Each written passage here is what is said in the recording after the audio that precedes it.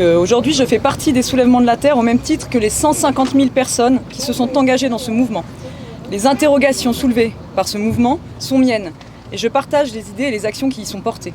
En tout premier lieu, je ne peux que me réjouir que des questions habituellement invisibilisées comme l'accaparement et la destruction des sols par l'agro-industrie, la bétonisation, l'accès à l'eau, aux moyens de subsistance aient été mis au centre de l'actualité. En second lieu, je m'interroge sur la date de mon interpellation, le mardi 20 juin 2023, et l'annonce de dissolution le jour suivant.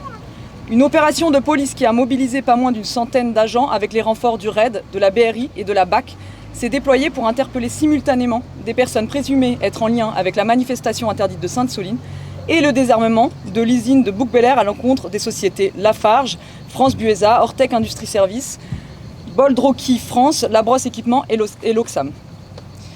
Mon arrestation a eu lieu en même temps que d'autres personnes avec qui j'ai grandi et vécu et d'autres que je ne connais pas.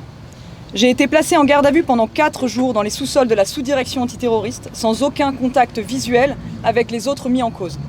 Mes sous-vêtements ont été mis sous scellé afin de prendre mon ADN par la force et dans ces conditions, j'ai fait valoir mon droit au silence ne souhaitant pas participer à la construction d'un récit fantasmé et paranoïaque de l'antiterrorisme français. À l'issue de toutes ces gardes à vue, 2 personnes partaient en détention pour la manifestation de Sainte-Soline et certains interpellés dans le cadre du même dossier que le mien doivent comparaître pour organisation de manifestations interdites le 8 septembre prochain.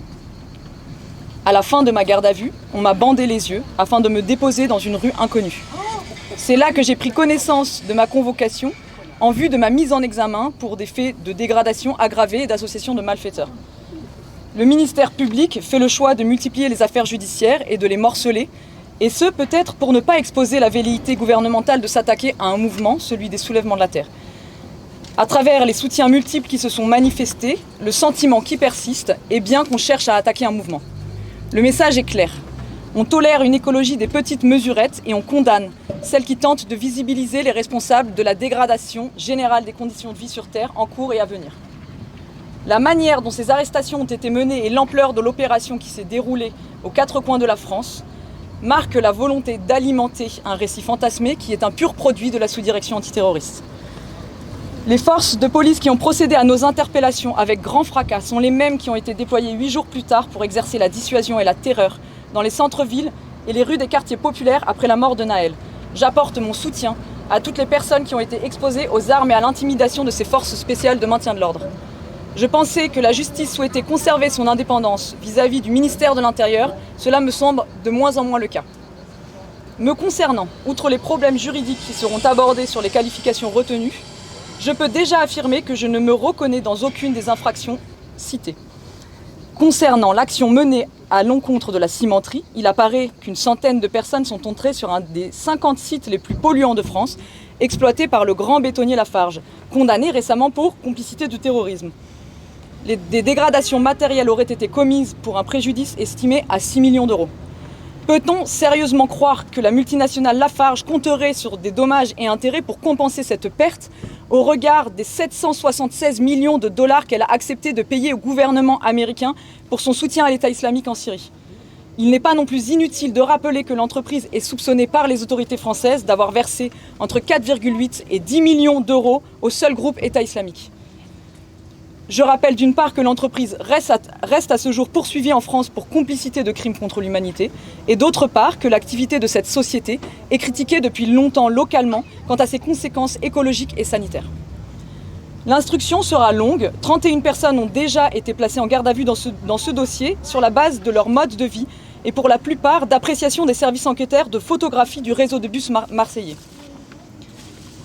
Comme dans d'autres affaires judiciaires en cours tout aussi fantaisistes, l'utilisation des messageries cryptées grand public est criminalisée.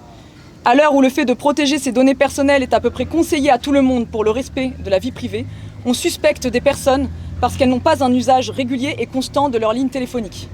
Les services enquêteurs qui nous ont interrogés pendant 4 jours dans ce sous-sol construisent un dossier, un récit, à partir d'éléments de personnalité et de comportement téléphonique. Qu'on soit à la mer, en forêt ou en manifestation, on nous soupçonne. Ils accusent aussi des personnes parce qu'elles seraient fidèles aux événements co-organisés par les soulèvements de la Terre. La justice va-t-elle accepter la logique des enquêteurs qui consiste à voir des pratiques de dissimulation partout? Dans ce dossier, quand ils ne savent pas, c'est qu'il y a infraction. Et quand ils ne voient pas, c'est qu'il y a conspiration. D'ailleurs, je rappelle que 3 personnes arrêtées dans cette affaire sur ces mêmes bases ont d'ores et déjà été relâchées sans suite. Finalement, aujourd'hui, il me semble que c'est mon entourage familial et amical, ainsi que mes engagements qui sont visés par une enquête dont je réfute la construction.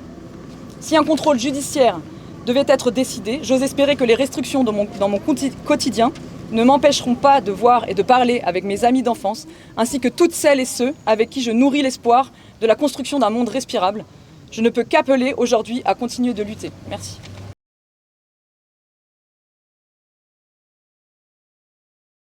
Bonjour, alors moi je viens ici pour témoigner. Je suis un ancien inculpé de l'affaire de Tarnac, dite de Tarnac, qui était le dernier grand fait d'armes de la sous-direction antiterroriste et de la DGSI, donc la Direction Générale du Renseignement Intérieur, qui avait été créée en 2008 par le gouvernement de Sarkozy et qui avait cette spécificité, donc il s'agit de replacer aujourd'hui dans le contexte, d'avoir une unité de police opérationnelle qui opère des porosités entre ce qui est de l'ordre du renseignement et ce qui est de l'ordre du judiciaire.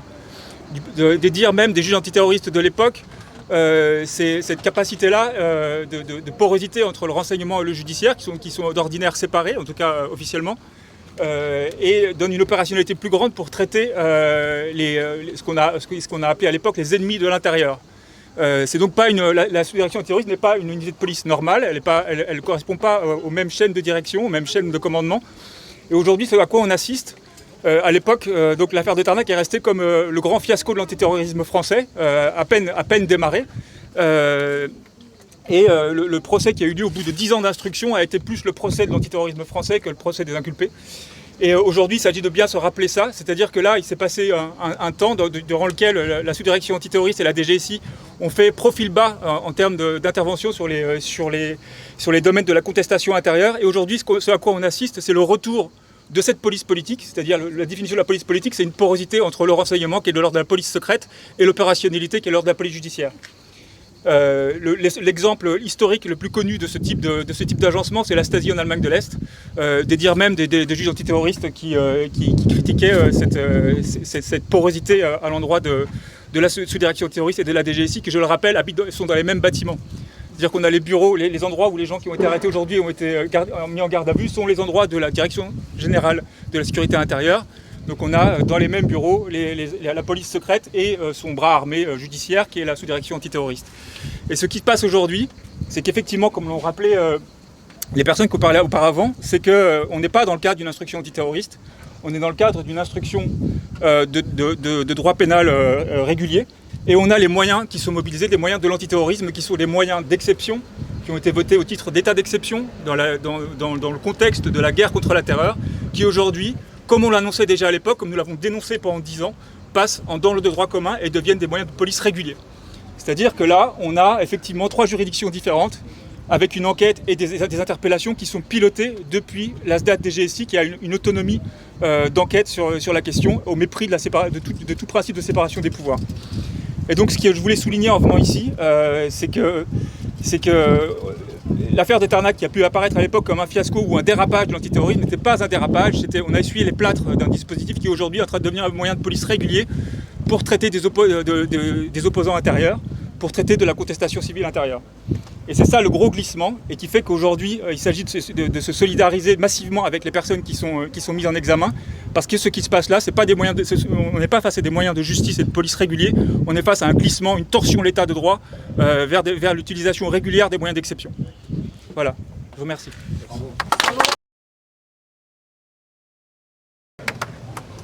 Je prends la parole aujourd'hui au nom des Soulèvements de la Terre, mouvement auquel j'ai participé, qui est, comme vous le savez, administrativement dissous, qui l'a été le 21 juin, mais qui est fort de 180 comités sur tout le territoire et de 150 000 adhérents officiels.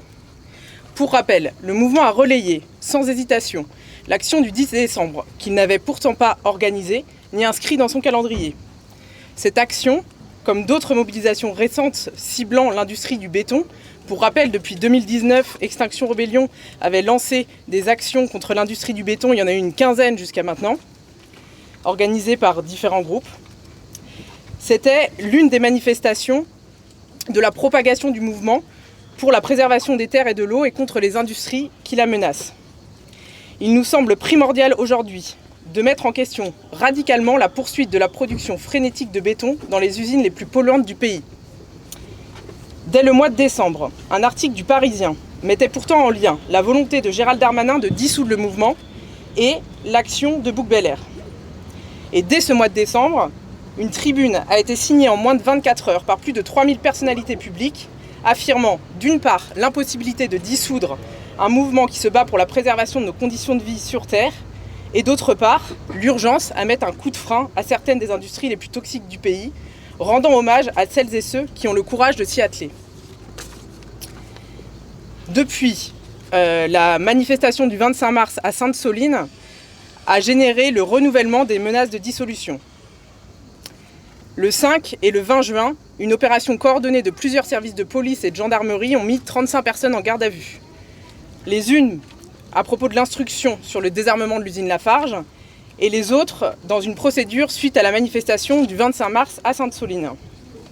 Ces deux vagues ont eu lieu juste avant la dissolution le 21 juin.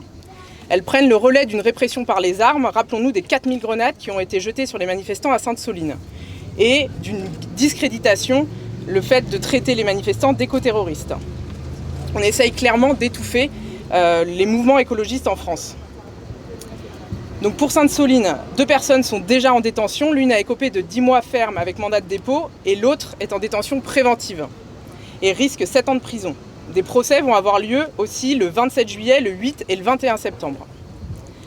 Dans ce contexte de tentative d'étouffement du mouvement écologiste qui ne cesse pourtant de gonfler ses rangs, on devrait au moins en France avoir une séparation nette entre 3 procédures qui sont de nature différente.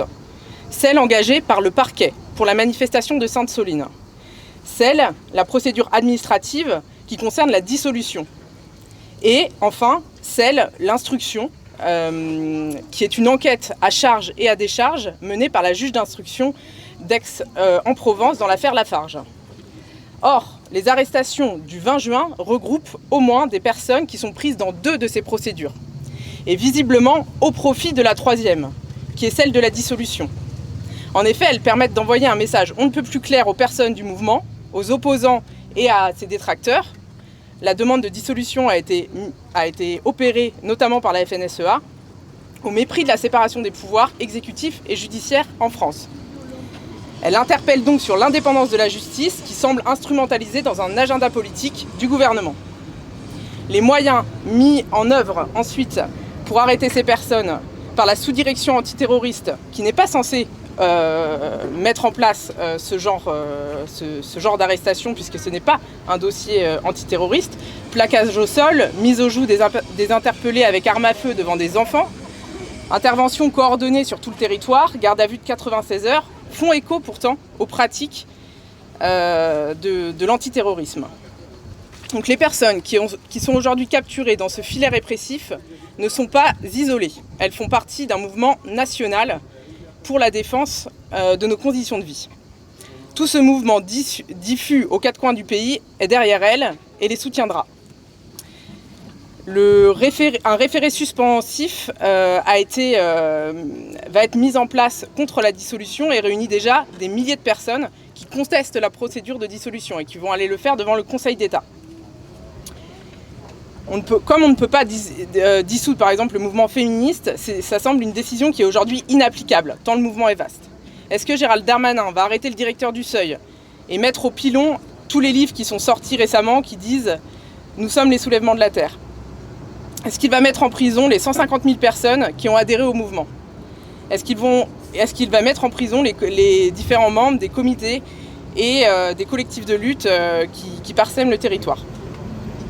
Aujourd'hui, nous allons tous, pour les différentes procédures en cours, nous défendre, tenter de les mettre en échec, nous tenir ensemble et poursuivre nos combats.